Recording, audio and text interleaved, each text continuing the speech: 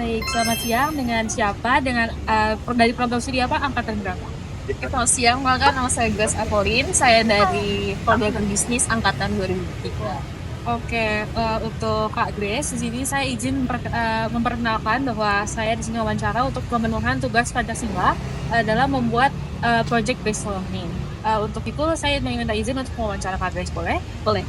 Oke, jadi topik kita kali ini itu membahas tentang permasalahan KIPK. Sebelumnya, apakah Kak Grace mengetahui KIPK itu apa dan bagaimana Kak Grace mengetahui program KIPK itu sendiri? Jadi KIPK itu kan adalah program bantuan dari pemerintah kan untuk mahasiswa supaya dapat berkuliah di universitas, apalagi buat mahasiswa yang terkendala akan ekonominya. Nah, untuk KIPK sendiri itu persyaratannya itu tidaklah terlalu susah sih menurut saya sendiri. Oke, untuk itu apakah Kak Grace mengetahui atau pernah melakukan pendaftaran KIPK?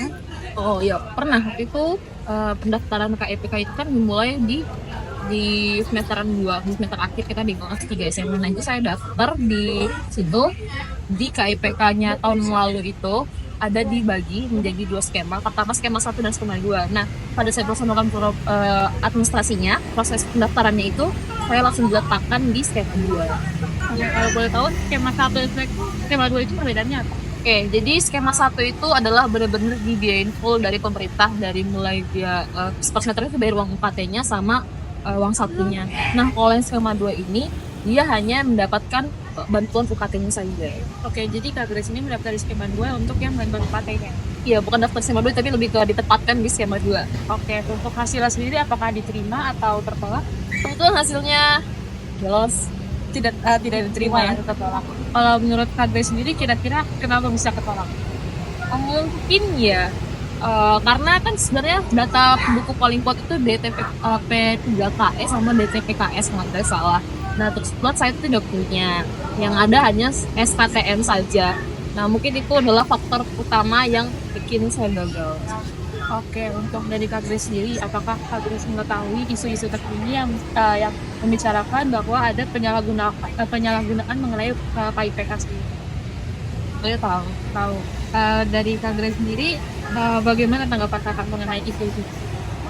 Apa ya, sedikit cukup miris mendengarkan bahwasannya penyalahgunaan akan KIPK sendiri, apalagi banyak banyak mahasiswa-mahasiswa lain yang masih terbelakang ekonominya pengen kuliah tapi tidak bisa gara-gara KIPK sendiri. Apalagi banyak yang kita ketahui tentang kasus KIPK ini kan justru yang dapat itu malah yang handle. Memang kita lihat secara langsung banyak yang salah digunain, jadi sedikit kecewa gitu.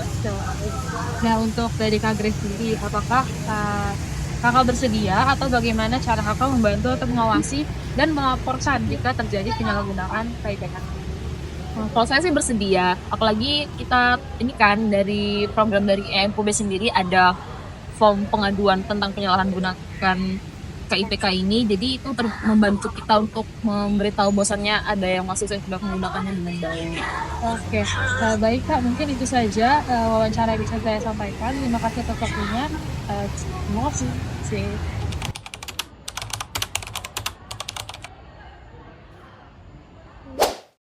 Baik, selamat siang. Dengan Mas siapa dari prodi apa, angkatan berapa? Siang, perkenalkan nama aku Arul dari program studi Agribisnis angkatan 2023. Oke, Mas Arul. Pada kesempatan ini, kami dari kelompok 5 mata kuliah Pancasila ingin mewawancarai mengenai program KIPK. Apakah Mas Arul bersedia? Bersedia. Oke, pertanyaan pertama, bagaimana Anda mengetahui mengenai program KIPK sendiri? Baik, izin menjawab.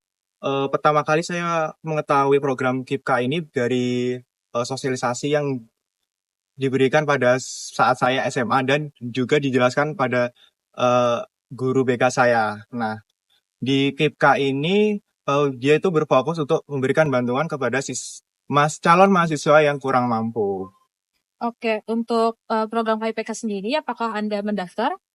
Baik, izin menjawab juga, saya juga mendaftar KIP kuliah ini pada kemarin. Oke, untuk selama proses pendaftaran itu hingga menerima, proses apa yang Anda lalui untuk mendapatkan KIPK sendiri? Pertama-tama, saya mendaftar KIP kuliah ini di websitenya kipkuliah.kemendikbud.go.id, kemudian mengisi data-data segala identitas mulai dari nama orang tua, nama diri sendiri, dan asal sekolah, dan lain-lain sebagainya. Kemudian setelah itu, kalau di UB ini nggak ada hmm, Syarat khusus. nggak ada ya benar syarat khusus survei, nggak ada survei. Kalau di kampus lain kan ada survei ke rumah langsung. Nah, kalau di UB ini nggak ada gitu. Oke, untuk setelah Anda menerima ini, sejauh mana KIPK membantu Anda dalam kuliah? Eh, dikarenakan saya hanya mendapatkan skip kuliah dengan skema 1, yaitu hanya mendapatkan keringanan UKT saja dan tidak mendapatkan uang. Maksudnya uang biaya hidup.